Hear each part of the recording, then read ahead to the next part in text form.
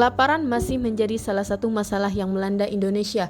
Menurut Global Hunger Index 2018, Indonesia dianggap sebagai masalah kelaparan serius yang perlu mendapat perhatian lebih.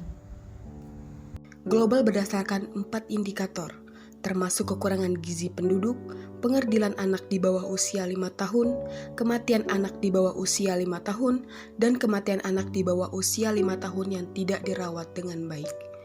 Indeks kelaparan Indonesia berada pada nilai 21,9 yang berada pada level serius. Mengakhiri kelaparan, menjaga nutrisi yang tepat dan membuat makanan tersedia untuk semua adalah bagian dari tujuan pembangunan berkelanjutan dan termasuk dalam kategori sedang. Indonesia masih menghadapi masalah gizi yang berdampak serius pada kualitas sumber daya manusia. Salah satu masalah gizi yang menjadi perhatian utama saat ini adalah meningkatnya jumlah anak stunting.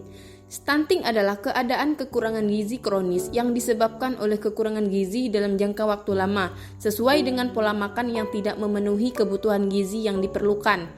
Stunting merupakan salah satu bentuk keterlambatan tumbuh kembang pada usia 100 hari.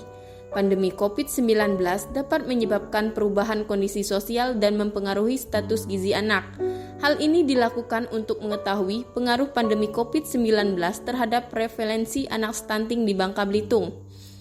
Data status gizi anak tercatat menggunakan sistem pencatatan dan pelaporan gizi berbasis masyarakat elektronik. Analisis deskriptif keadaan Pulau Bangka pada baru pertama tahun 2020 dapatkan hasil, yakni menunjukkan bahwa pembatasan aktivitas sosial masyarakat menyebabkan terjadinya perubahan pola sosial ekonomi, batas akses konsumen dan pelayanan kesehatan mempengaruhi status gizi anak. Menurunnya status gizi anak dapat berdampak tentang peningkatan prevalensi anak berisiko stunting di Kepulauan Bangka Belitung selama pandemi COVID-19. Selama periode Januari hingga Juni 2020, tingkat partisipasi aktif masyarakat dalam pemantauan pertumbuhan di Posyandu berfluktuasi dan terjadi penurunan yang cukup drastis pada bulan April 2020 dengan rentang penurunan 19,7% sehingga 50,1% bila dibandingkan pencapaian bulan Maret 2020. Meskipun mengalami peningkatan kembali pada bulan Mei dan Juni 2020, namun peningkatan tersebut tidak terlalu besar dengan rentang peningkatan hanya 0,3% sampai 21,6%. Dari data yang diketahui, terjadi kecenderungan peningkatan prevalensi anak berisiko stunting terjadi selama pandemi COVID-19.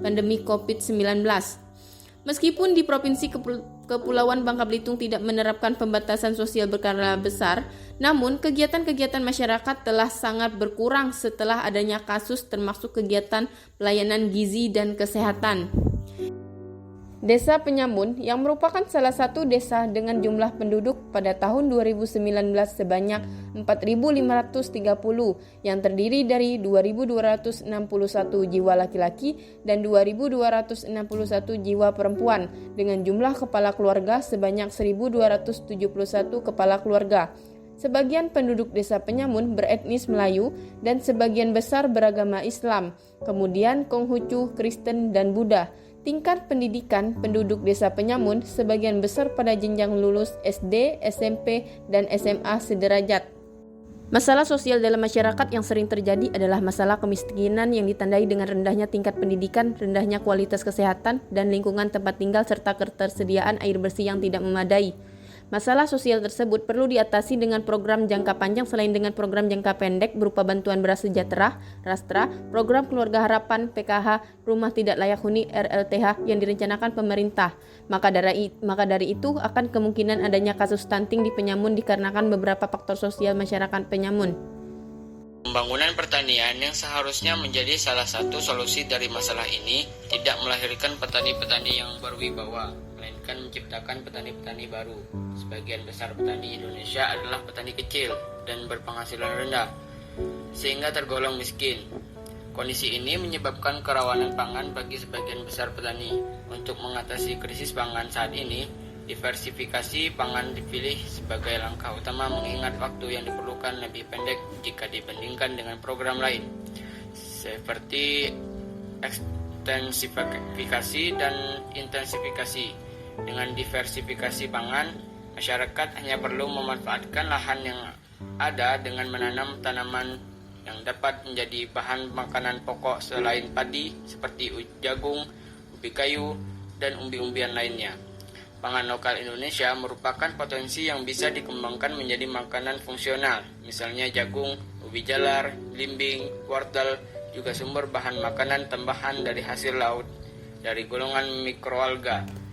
Tujuan dari paper review ini adalah untuk mengetahui berbagai macam olahan lokal di Indonesia yang bisa dimanfaatkan untuk pangan fungsional. Apa hasil dari kegiatan PKM? Hasil PKM ini, yakni hasil kegiatan pengabdian masyarakat ini, adalah warga mendapatkan pengetahuan melalui tahap edukasi dan sosial dalam bentuk pembagian pamflet, peningkatan pertanian berkelanjutan, pengembangan tanaman serealia seperti padi, jagung, ubi jalar, dan singkong, dan peningkatan akses pangan di tingkat rumah tangga serta perbaikan pada pola asuh, terutama pemberian makan anak secara responsif untuk menghambat penurunan status gizi anak dan mencegah terjadinya stunting. Dengan adanya kegiatan ini, banyak solusi yang telah diterapkan dalam SDGs yang juga merupakan implementasi dari pengentasan kelaparan itu sendiri. Demikian penjelasan dari kami. Terima kasih telah menyimak video dari kami.